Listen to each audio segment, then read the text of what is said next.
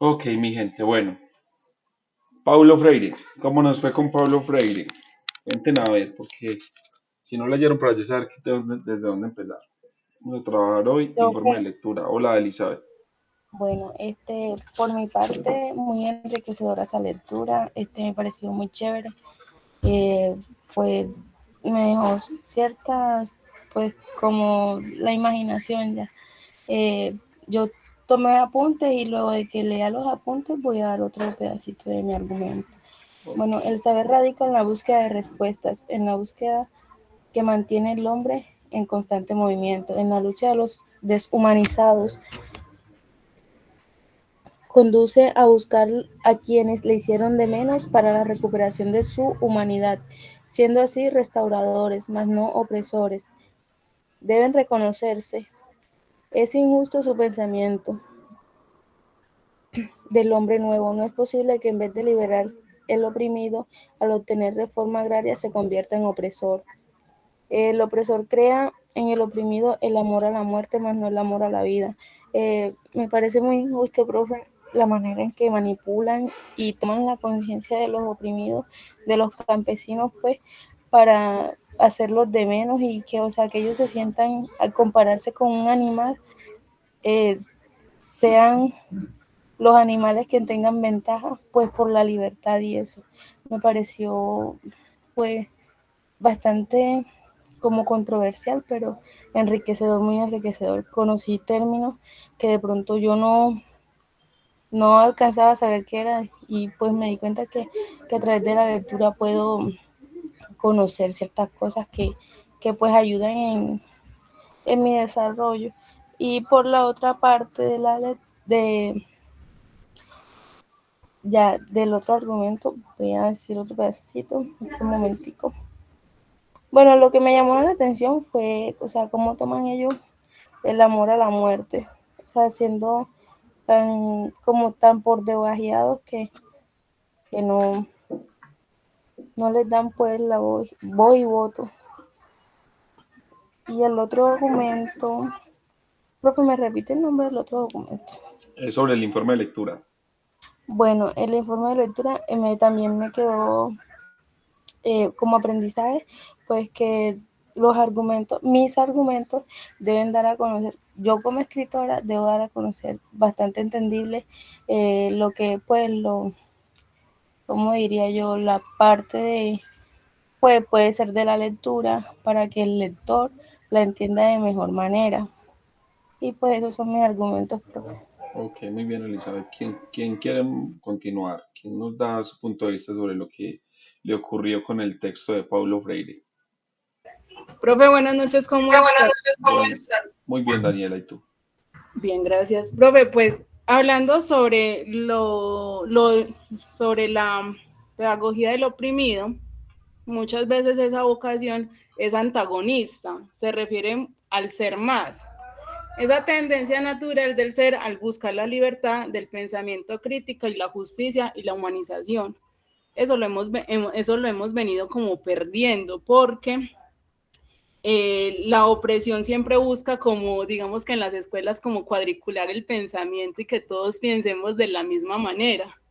Y el hombre no está preparado para esa opresión o para esa adaptación pasiva, sino para la liberación de la construcción de un mundo más consciente. Y cuando esa injusticia se da o esa explotación u opresión de esa vocación se niega, de ahí surge que los oprimidos ese deseo de lucha y de transformación y recuperar la humanización.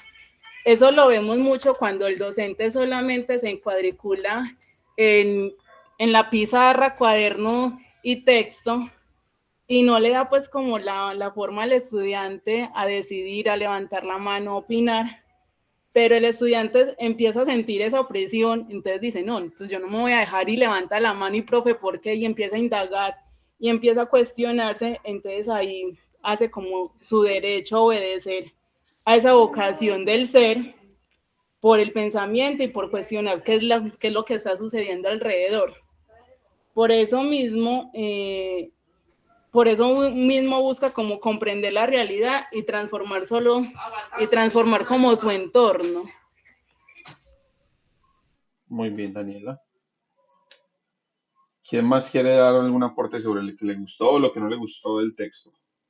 Profe, pues yo en este caso pues me falta una parte pues por leerme, pero hay cositas pues que me parecieron muy interesantes pues relacionado con lo de la compañera. Por ejemplo, en el caso que como el oprimido está tan acostumbrado a eso que se adopta valores pues parecidos a los del opresor. Se acomoda tanto pues a lo que está viendo que hasta quiere parecerse a él, pues va a entender el texto. Y también y llega al punto de a idealizar lo que quiere ser, sueña pues, idealiza pues con ser como el opresor. Fue una de las cositas que me parecieron muy interesantes. Aún me falta pues una partecita por terminarlo, pero ahí voy, profe. ¿Sintieron de pronto alguna conexión con la coyuntura del momento con el salario mínimo? Que uno ve justamente las personas que se ganan el salario mínimo defendiendo esa postura. Sí, profe, claro que sí, porque de todos modos es eso, es una necesidad que se tiene, pero por ejemplo cuando salió hoy la noticia de que tumbaron ese decreto, entonces es como, wow, ¿cómo así? Sabiendo que era un bienestar como para la misma población, pero mucha gente no lo vio desde ese punto de que es un beneficio, de que va a ayudar, siempre se encontraron como los contra.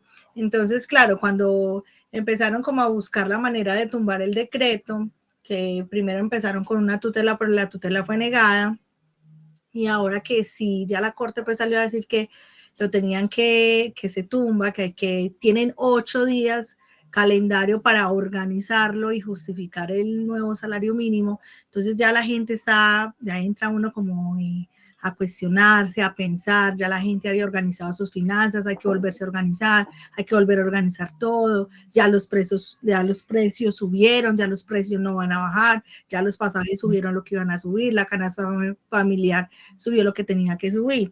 Entonces, claro, vuelve a ser uno, sigue siendo oprimido y a la final uno se tiene que acoplar. Entonces eso es lo que genera como esas cosas. Entonces al leer el documento uno lo compara con la vida y sí, eso pasa, siempre hay opresores, siempre hay oprimidos y ya cuando uno se dice se alza, como que hay esa guerra ahí, pero siempre va a haber alguien que gane y por lo general alguien que pierda. Y uno como que o se conforma y mira a ver cómo soluciona y cómo vuelve y se organiza para que usted se sienta bien. Listo, Pilar. ¿Alguien más? Listo.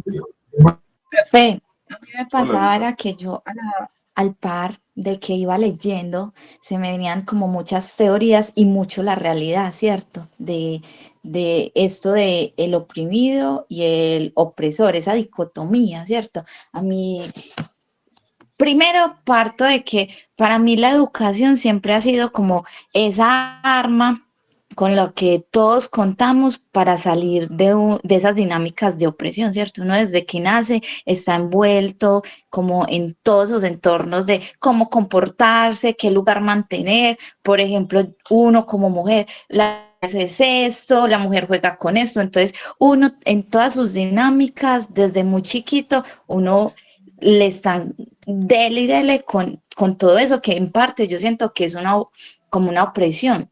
Cuando uno va creciendo, va tomando una conciencia, va y estudia, se va acercando a nuevas visiones, uno dice, venga, pero ¿por qué pasa esto? Y ahí es donde, en parte, a mí se me venía eso de verdaderamente ser un mayor de edad, ¿cierto? Creo que era Foucault el que decía que ser mayor de edad es usted tener la capacidad de criticar eso que lo ha conformado a usted como ser humano, ¿cierto? De uno decir, no, esto no está bien, esto se debe cambiar, ¿cierto? Adicional, pues se me venía, por ejemplo, la banalización que trabaja Hannah Arendt, donde ella dice, no que todo el mundo siga eso significa que sea lo correcto, ¿cierto? Y lo veía mucho en esas dinámicas del poder, de cómo uno siempre está metido ahí. Y también, es que, o sea, en realidad el texto es muy interesante y se me venía, por ejemplo, cuando recuerdo hace mucho tiempo un texto que leí que decía como que el problema del subyugado es creer que porque puede comprar el vestido de quien oprime, es que puede volverse él, ¿cierto? El solo tomar ese vestido y ponérselo, ¿cierto? Y eso va mucho en relación a lo que usted mencionaba ahorita del salario mínimo, ¿cierto? Entonces, yo con mi jefe que me aprecia, que me quiere, yo digo, no, es que esos salarios se volvieron insostenibles, es horrible, es una alza increíble, va a quebrar las empresas, o sea, se va a volver un hueco total, ¿cierto? En el panorama. Pero, ¿usted qué tiene? En realidad, ¿usted qué tiene? Entonces, usted sobrevive, usted no vive, usted si quiere comprarse una hamburguesa, usted está vendiendo todo su tiempo, ¿cierto? Entonces, se vuelve eso, que le meten tanto a uno ese chip de, de esa dinámica y de ese contexto y esa realidad que usted vive, que usted ni siquiera es consciente de separar las situaciones y usted está conforme. Y en parte era lo que también decía el texto, usted ni siquiera lucha por salir de ese estado de opresión, sino que usted se quiere volver ese opresor, ¿cierto? Pues sin contar que eso deshumaniza. Creo que es Pierre Bourdieu que habla sobre la sociedad líquida, donde dices que el que es opresor también tiene que cargar con unas dinámicas. Y él mencionaba como, por ejemplo, el hombre. El hombre le han metido que un hombre no llora, que el hombre es fuerte, que el hombre es esa postura fuerte, ¿cierto? Pero ¿qué pasa cuando el hombre llora? Que él mismo se cuestiona por llorar, que él no deja ser su humanidad, sino que se cuestiona todo lo que lo han construido y le parece mal el llorar, ¿cierto? Entonces, todas esas dinámicas se vuelven demasiado complejas, pues sin contar que uno está adaptado y está sujetado. Yo lo veo como que uno está sujetado de muchas cosas, ¿cierto? Desde el poder más mínimo, que uno podría decir que es un núcleo familiar, como todo eso que se da en torno a la familia. Ahora ya cuando usted sale a una relación más pública, con unas instituciones, con las leyes, con esos esas inventos que se ha creado el ser humano, como la policía, como todo eso, que al final son esas cosas que terminan a uno subyugándolo y que uno, como está inmerso en esa situación, uno la ve normal, uno la naturaliza. Y yo creo que ese es el problema más gigante que uno tiene, naturalizarlo. Pero si usted no conoce otra realidad y usted cree que esa es la adecuada y esa es la que le han enseñado que tiene que ser, pues para usted es normal, eso es normal. ¿Cuándo sabe uno que no está bien naturalizar todo eso? Cuando toma una conciencia y se vuelve crítico de esa realidad. Y eso, para mí personalmente, como lo decía al inicio, se la da a uno, es la educación. La educación es la que le permite a uno conocer otras visiones y otras realidades del mundo sin tener que estar en otros mundos. Exacto, una educación liberadora, una liberación humanista. Muy bien, Luisa. Qué bien. ¿Alguien más? ¿O continuamos?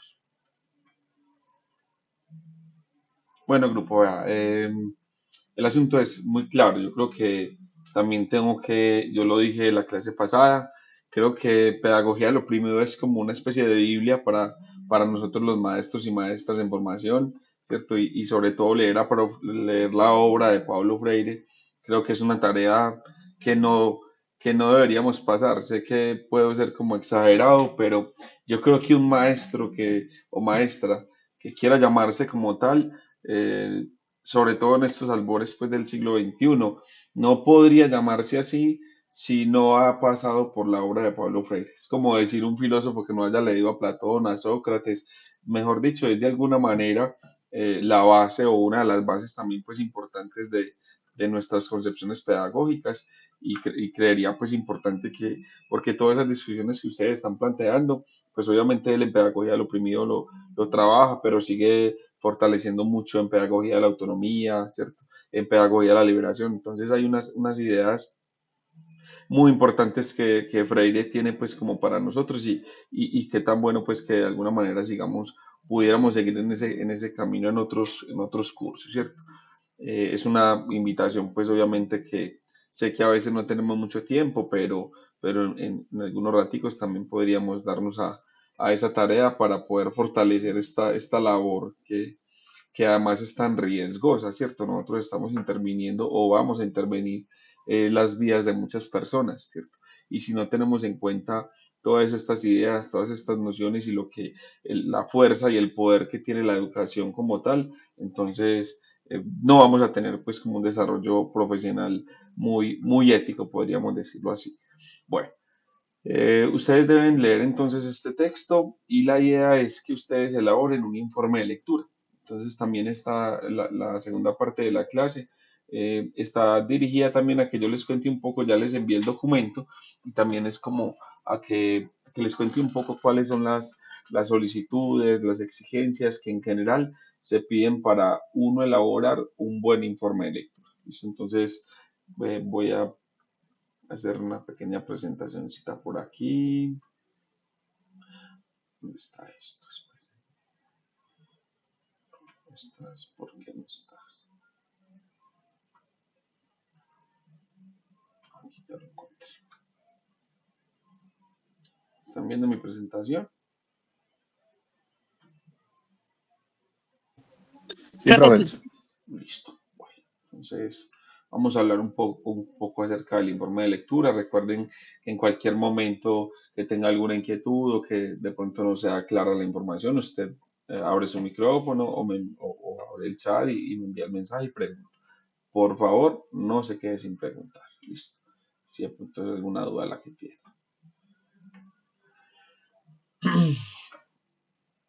Bueno, entonces aquí, el estudiante luego de leer comprensiva y críticamente asume la labor de escritor que busca dar cuenta de lo leído, ¿cierto? Les voy a leer esto aquí, dice. Espérenme que es que esta vaina y obviamente pues explicar. El que realiza el informe de lectura se ve sujeto a una reflexión y una voluntad de conocimiento, tomando una posición objetiva y subjetiva a la vez. Esto es muy importante. El informe de lectura tiene unas condiciones o unas características y es que hay unas ciertas zonas, ¿cierto?, en la que su labor es muy objetiva, su posición es objetiva y hay otras zonas en las que su posición es objetiva, ¿cierto? Entonces digamos que a la vez es objetiva y subjetiva. Entonces dice aquí, objetiva, porque toma distancia para no dejar de lado aspectos importantes de la lectura, porque a veces a uno le toca hacer informes de lectura de textos o que no le gusta o que no comparte, pues digámoslo así, creo que esas dos.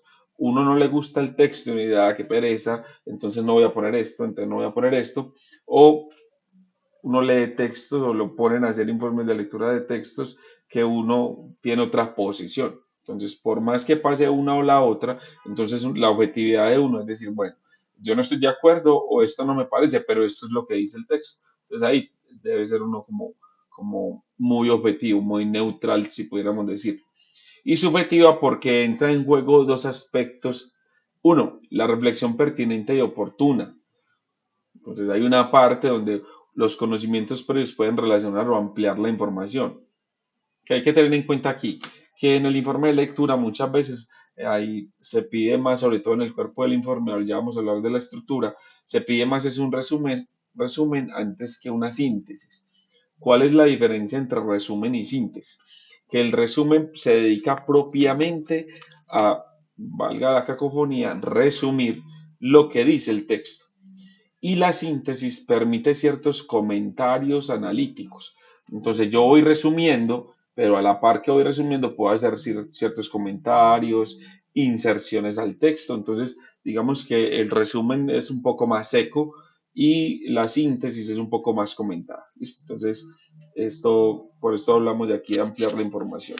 Y dos, la autonomía para redactar según su estilo el informe de lectura. Entonces aquí que me parece interesante aquí dejar claro, primero, que hay unos ciertos aspectos o ciertas zonas, podríamos decirlo, ciertos elementos en los que el informe de lectura requiere de una objetividad, de una lo más posible cercana a neutralidad. la objetividad y la neutralidad en el ser humano, digamos que son muy difíciles de conseguir, por lo menos en totalidad, pero sí intentar pues acercarse lo más cerca posible, valga la expresión, a esa objetividad o a esa neutralidad o a ese distanciamiento de lo que me parece o lo que quiero o lo que me gusta. Y también hay un momento entonces en que es posible aflorar pues como esa subjetividad o esas maneras de pensar o esos puntos críticos que ojalá ya digamos pasemos de una opinión por la opinión y entonces ya demos puntos críticos argumentados y razonados, ¿cierto? Bueno, vamos por acá. Entonces, esto es lo que venía mencionando, entonces tenemos conceptos importantes aquí, la objetividad, entonces hay unas zonas más objetivas que otras, la subjetiva, hay otras zonas más subjetivas que otras, y también este es importante el concepto de jerarquización en la elaboración del informe de lectura. ¿Por qué? Porque ahorita lo decía en el documentico que les mandé y el que acabé de leer, hay de parte de quien elabora el informe, hay una toma de decisiones que son importantes. En esa toma de decisiones está este concepto de la jerarquización. ¿Qué es lo que yo considero importante? ¿Qué es lo que es importante en el texto? ¿Qué es lo que es más importante en el texto? Ejemplo, no sé, me ponen a hacer un informe de lectura de la Biblia, puede ser cualquier cosa. Entonces yo considero que el texto o que el libro de Mateo es más importante que el de San Pablo. Entonces, yo voy a presentar el informe de lectura como yo creo que es más importante o como está presentado, es decir, empiezo en el Génesis y termino en el Apocalipsis. Entonces ahí hay una toma de decisiones. Eso puede hacerse, ahorita voy a explicar un poco acerca de cómo yo puedo darle una estructura al texto, pero entonces eso debo declarar. Y lo más importante, bueno, otro concepto importante también es la relación entre la cercanía y la lejanía del texto base. Primero, ¿qué es el texto base? Es un concepto importante. El texto base es la fuente de la información y el informe de lectura va a estar direccionado evidentemente al texto base, porque el texto base precondiciona el informe de lectura. ¿Por qué lo digo? Porque no es lo mismo hacer un informe de lectura de una conferencia, porque a uno le pueden decir, vea, vaya a esta conferencia y entregue un informe de lectura de eso, y eso es posible. Bueno, lea este libro, como en este caso, lea este libro y elabore un informe de lectura de ese libro. Listo.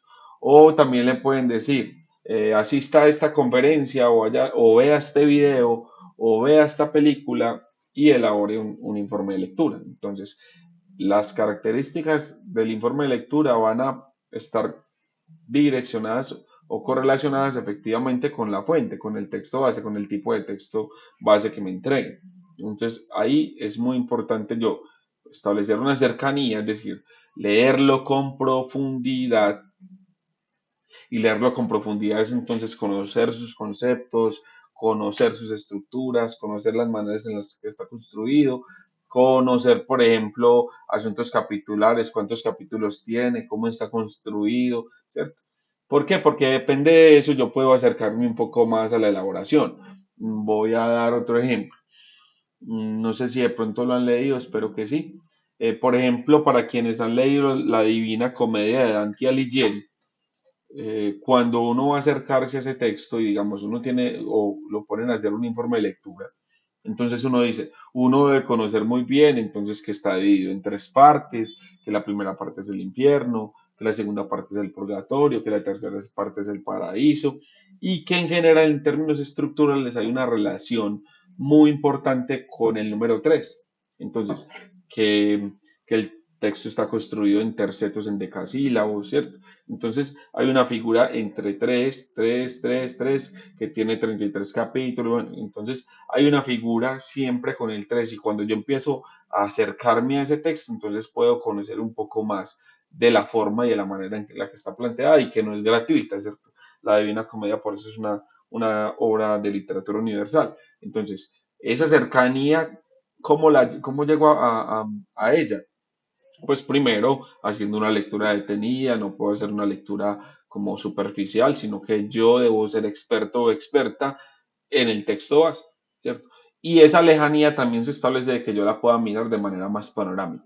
Bueno, este texto está inscrito en esta corriente. Este texto fue publicado, no es lo mismo, por ejemplo, leer la Divina Comedia, que fue 1304, 1321, o sea, que tiene sobre nosotros unos siglos de distancia, a decir, bueno, estoy leyendo Pedagogía del Oprimido, que es del siglo XX, bla, bla, bla. Entonces, eso tiene unas condiciones distintas, ¿cierto? Por el contexto, por la época, por las condiciones de reproducción. Entonces, ¿cómo yo juego con esa cercanía y esa lejanía del texto? ¿Listo? Entonces, ahora vamos a hablar acerca de la estructura del informe de lectura. ¿Listo?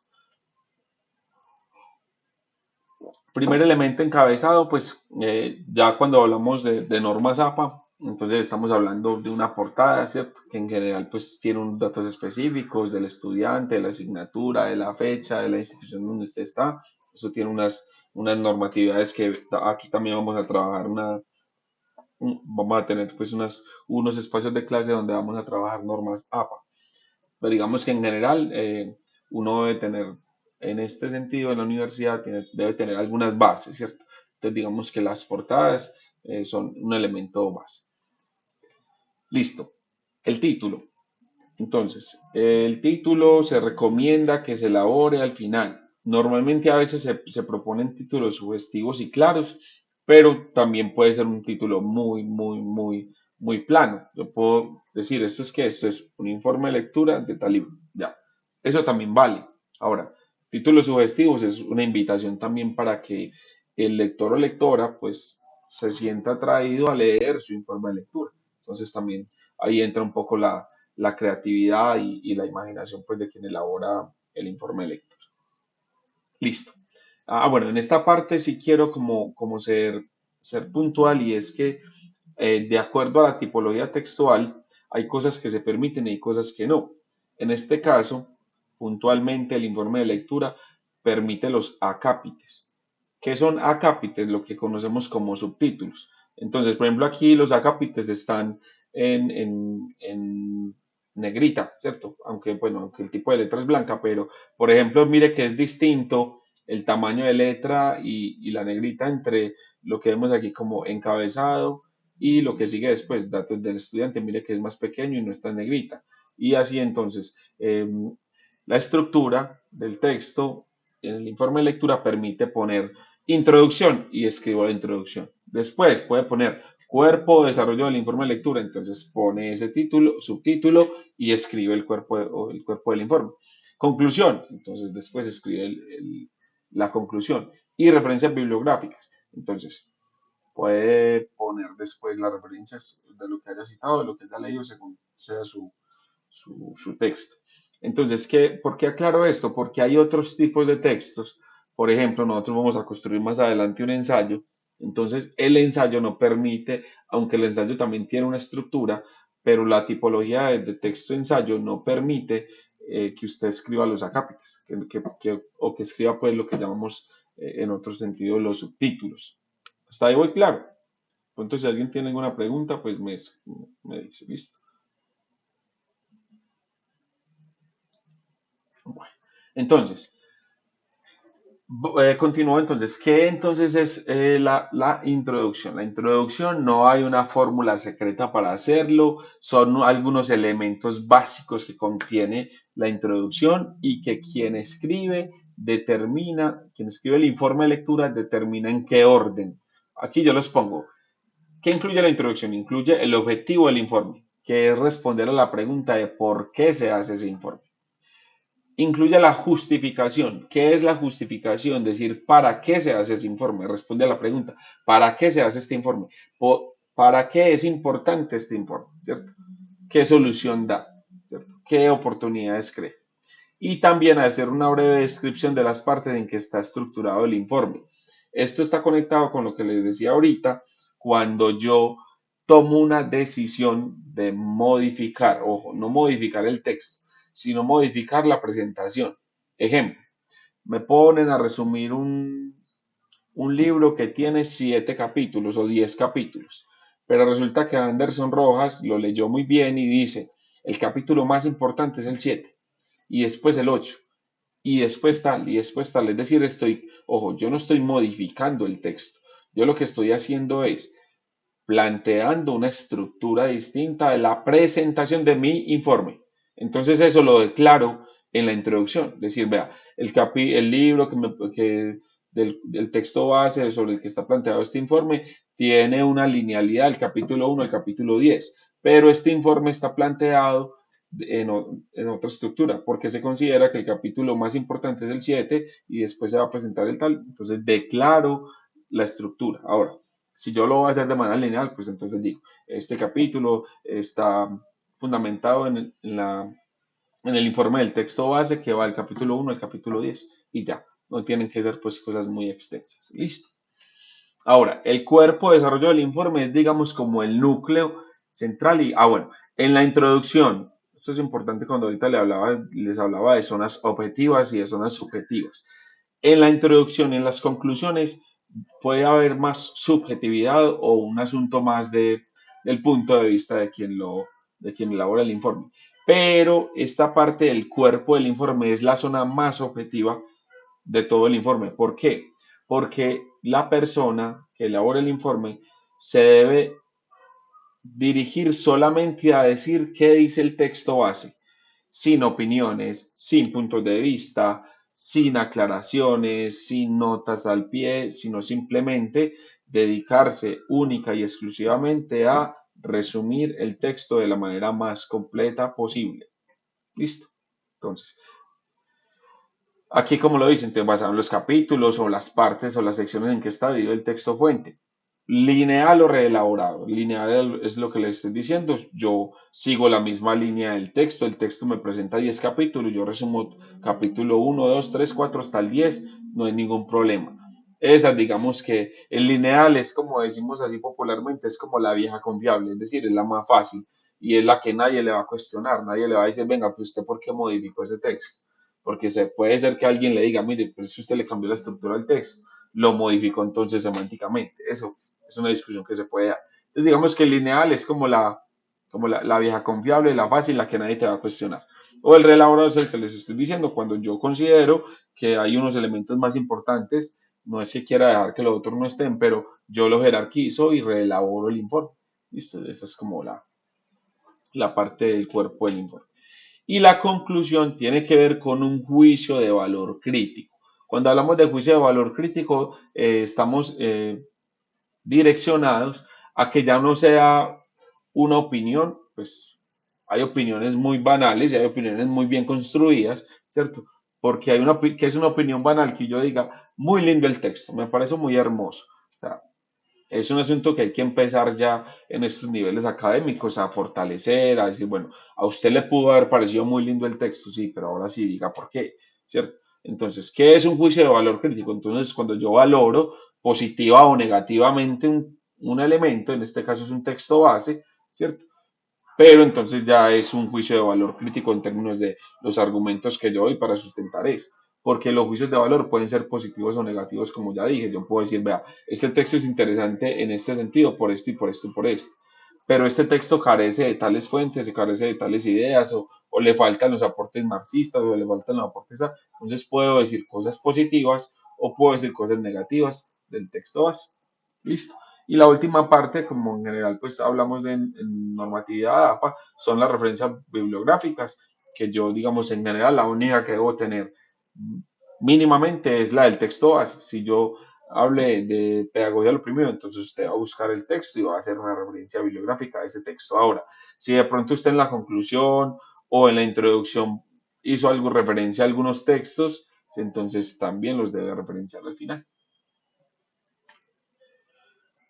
Listo, bueno, entonces aquí. El estudiante debe asumir que el informe de lectura no es un mero resumen del texto fuente. Es decir, no es solamente dedicarse a resumir, o sea, resumir es digamos, el cuerpo del informe. ¿Sí? No es la sola relación inconexa de las ideas centrales del texto leído. Más bien es una construcción que da cuenta de la estructura del texto fuente. Ofrece el contexto de la obra y de su autor, analiza los temas centrales y propone una argumentación acerca del valor de la obra. Entonces, mire que no es solamente un informe de lectura, no es resumir el texto, no. Tiene unas zonas, tiene una estructura que permite entonces hacer una reflexión sobre la obra, un análisis de la obra, de su contexto, de sus elementos, digámoslo así, globales y contextuales. Listo. No sé si de pronto hasta acá tengan alguna inquietud.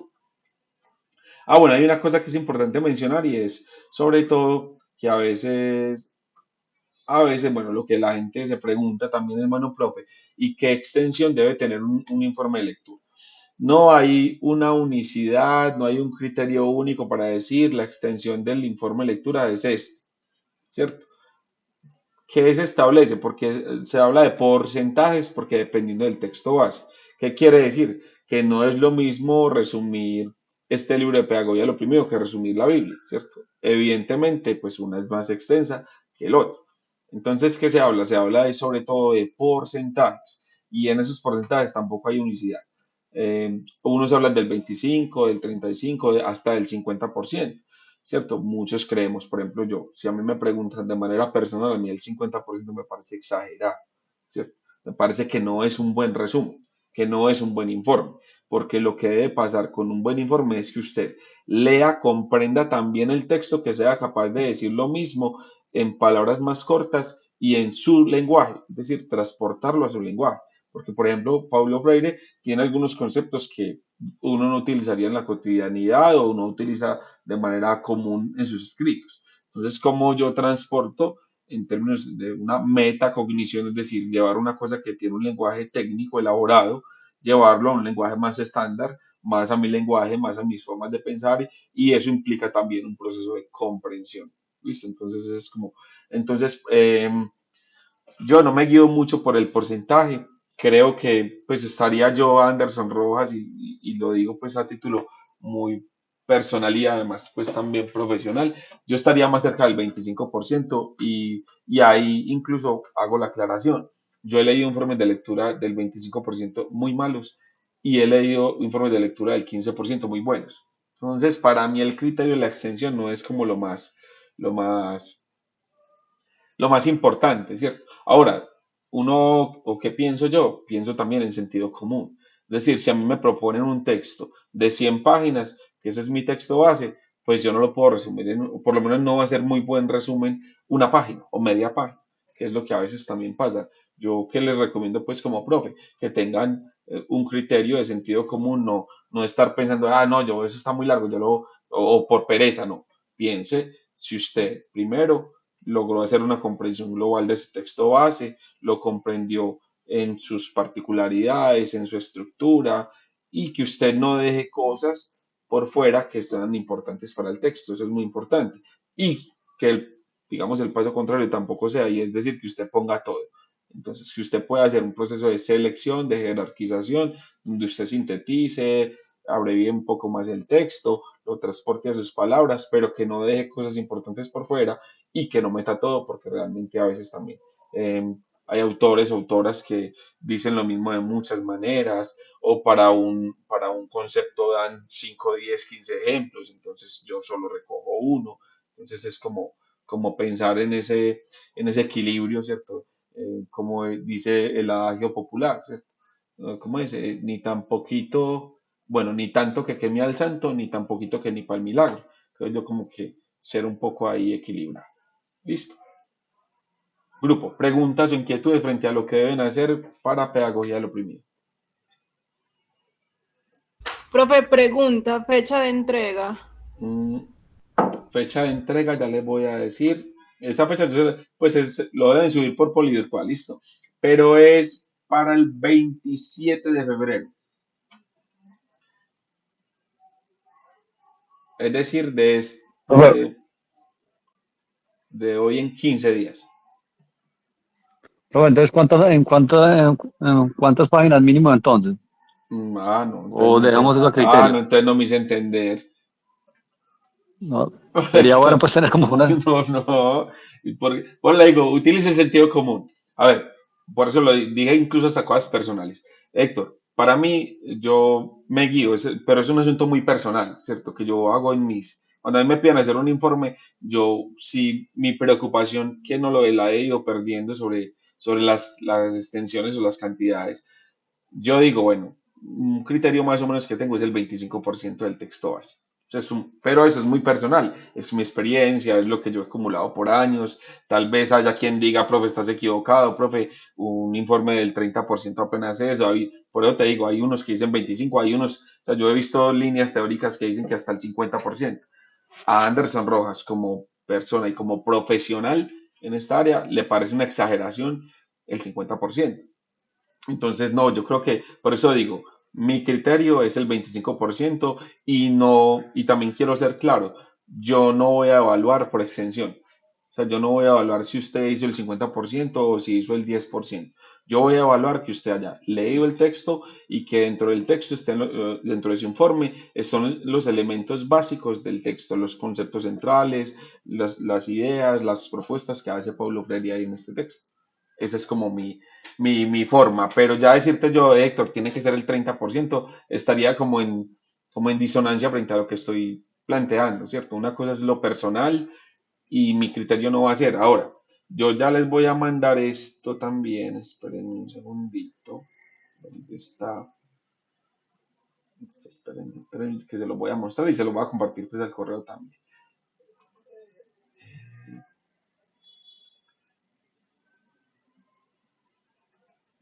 Espera un segundito, lo abro. Ay, se me perdió.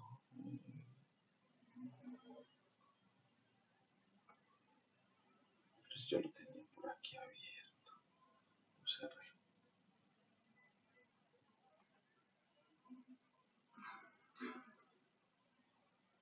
aquí ya lo encontré. Bueno, estos son los criterios bajo los cuales también entonces empezamos a evaluar, ¿cierto? ¿Cuáles van a ser mis criterios en general? ¿Están viendo mi pantalla? Sí, profesor. Listo. Entonces, mira, Héctor y grupo, pues como para ir, y esto es una forma de evaluar, ¿cierto? Entonces, tiene tres columnas, lo excelente, lo bueno y lo suficiente, ¿cierto? Entonces, primero, en términos del contenido, el escrito es claro, enfocado e interesante, mantiene la atención del lector, primer criterio, ¿cierto? Ya ustedes se encargan de leer cuando ya eso pasa a bueno y cuando pasa a suficiente. Yo no miro pues como esa escala si es bueno, no, ni números, pues finalmente este es como mi criterio. Organización y estructura. El texto corresponde a la estructura de un informe descriptivo argumentativo. La organización de la información resalta y focaliza la idea central. Los párrafos están construidos de forma coherente y articulados entre sí. Listo. Redacción y ortografía.